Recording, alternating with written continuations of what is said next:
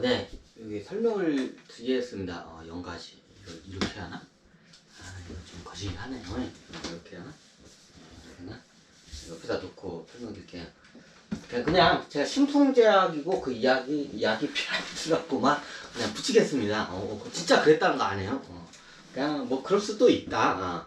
하지만 저기 일어날 수도 있는 일이다. 이제 이런 걸 정도야.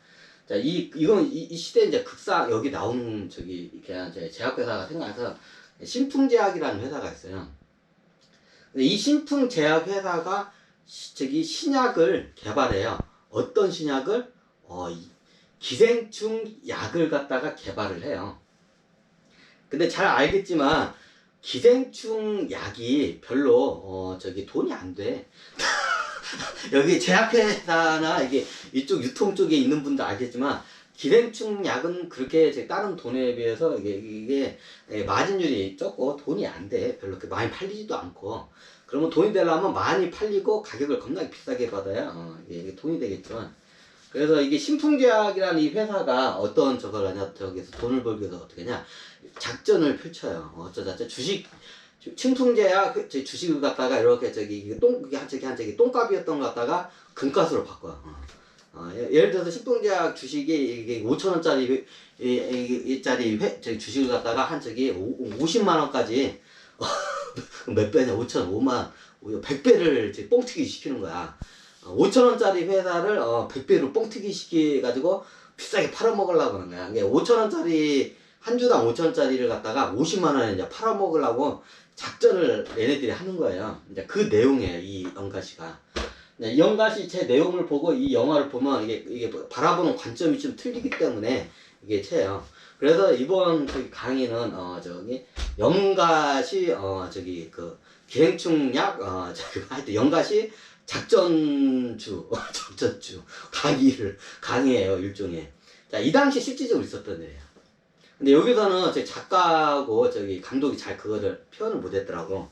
자, 그 당시에 제가 이게 주식을 투자자 관점에서 이제 제가 관점으로 한번 이게 강의를 할 거예요. 이 당시에 이 회사가 어떤 약을 개발해요. 어떤 약을 개발하냐면 그 개발도상국가에 있는 그 기생충들이, 특히 열대지에 있는 기생충들이 굉장히 지독해요. 안 죽어요, 어지간하면. 박멸하게. 그래가지고 얘네들을 박멸시키기 위해서 이런 보통 NGO 단체가 있죠. 이런 구호활동에서. 그럼 이런 데서 구호활동 단체에서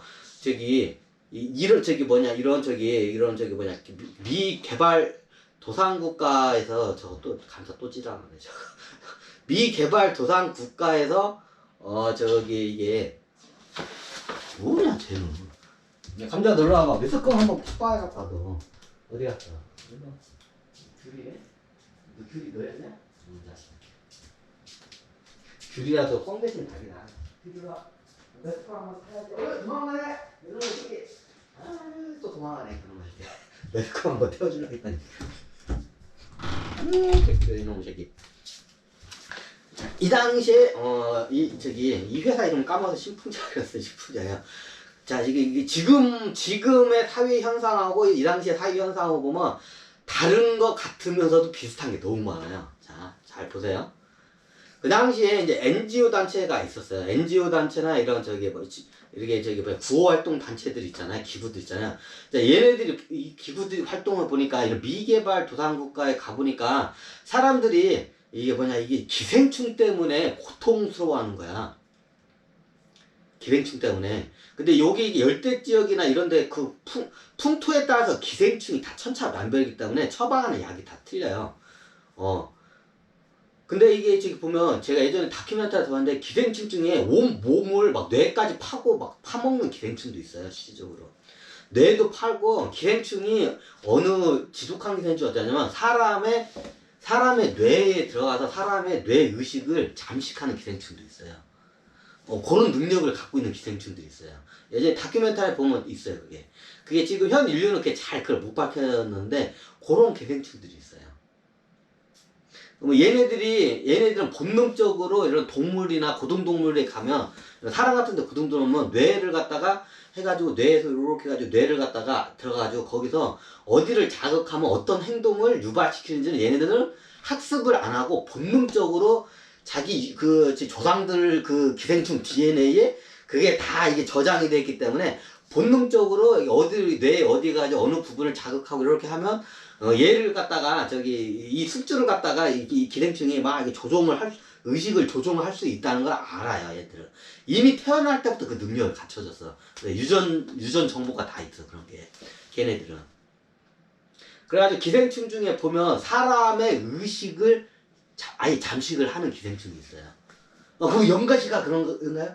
영가시는 좀 낮은 사람의 의식을 잠식하는 게 아니라 이게 사람이 이게 우리가 식욕을 당기면 이게 뇌의 어느 부분을 전기 자극을 하면 이게 저기 식욕을 자극하는 저기 어느 부분을 이렇게 하면 막 그냥 배가 부른데도 배가 막 고파.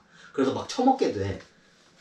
다 실험으로 이미 밝혀졌어요, 현 인류에서는. 그리고 그리고 또 어떻게 하냐? 어느 부위를 건들면 얘가 계속 갈증을 느껴.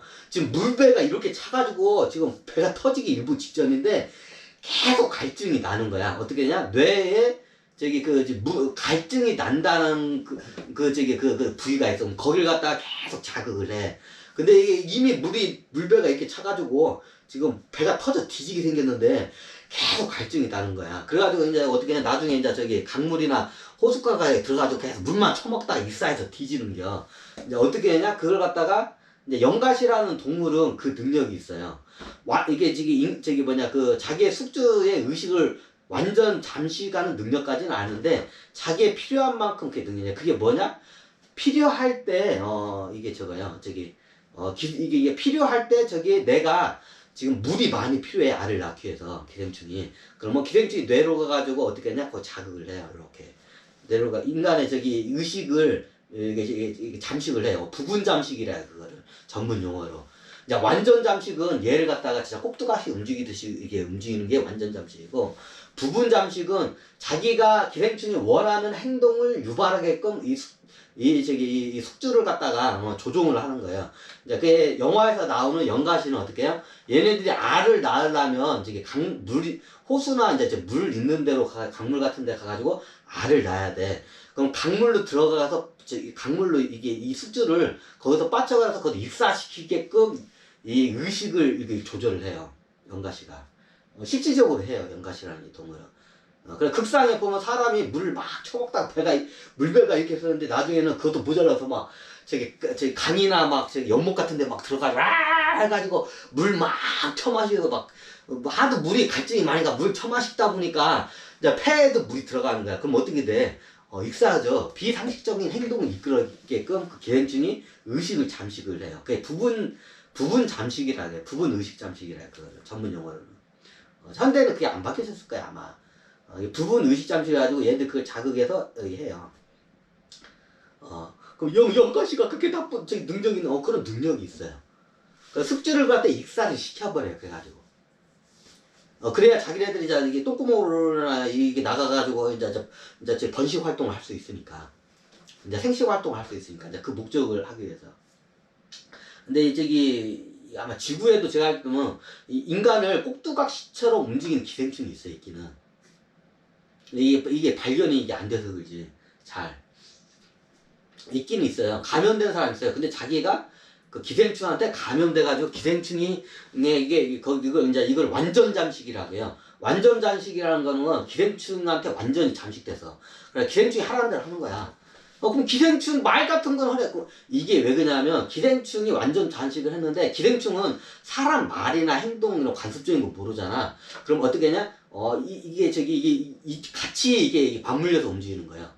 인간의 의식과 아예. 근데 이게 못 알아차리지 인간의 이게 뇌의식이. 그런 기생충도 있어요. 아직 그게 발견했는지 모르겠네. 아직 있긴 있어요. 근데 아직 이게 어지간한 발견이 안 돼. 얘네들이 원체 똑똑하기 때문에 기생충들이 발견이 안 돼. 이제 얘네들 같은 경우는 아나무인으로 그냥 밀어붙이니까 쉽게 발견이 돼. 이런 영가시 같은 애들은. 그래 영가시란 영화를 보면 이렇게 나중에 이제 얘네들이 강물로 가야 돼. 물 있는 데로 번식 활동을 하기 위해서.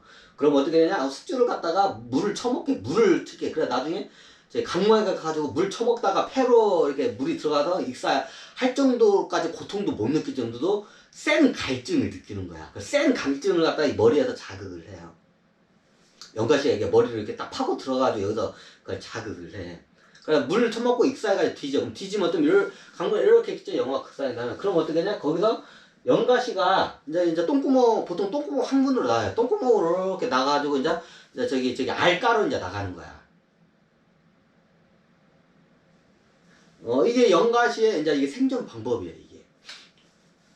그 곤충들은 그래요. 근데 사람하고는 이게 환경이 안 맞기 때문에 잘 이게 안 맞는데, 이게 재밌는 게 뭐냐면, 동물은, 인간은 환경에 잘 적응하는 동물이라고 하잖아요. 이래서, 불이 떨어졌네. 인간은 환경에, 잘 적응하는 동물이라고 하잖아요. 똑같아요. 모든 생물들은 환경에 적응해요. 이제 그 적응 능력이 얼마나 뛰어나냐, 얼마나 뛰어나지 못하냐, 이제 그 차이일 뿐이지, 그 차이일 뿐이지, 모든 동물들은 환경에 맞춰서 이게 적응을 하게 돼 있어요. 그 환경에 맞춰서. 그러면 원래 이게 곤충에만 살던 그 기생충인데, 이게 아프리카 예전에 우리나라도 그랬지만 이게 보면 예전에 먹을 게 없으면 어떻게 했냐, 예전에 우리 문화권에서 먹을 게 없으면 메뚜기 같은 거 잡아가지고 예전에 먹어서 그 메뚜기 튀김도 먹고 뭐 하여튼 메뚜기 구워 먹기도 했어요, 우리 문화권에서도. 그러면 예전에 메뚜기 같은 이런 곤충을 먹어요. 근데 우리나라는 연가시가 서식을 안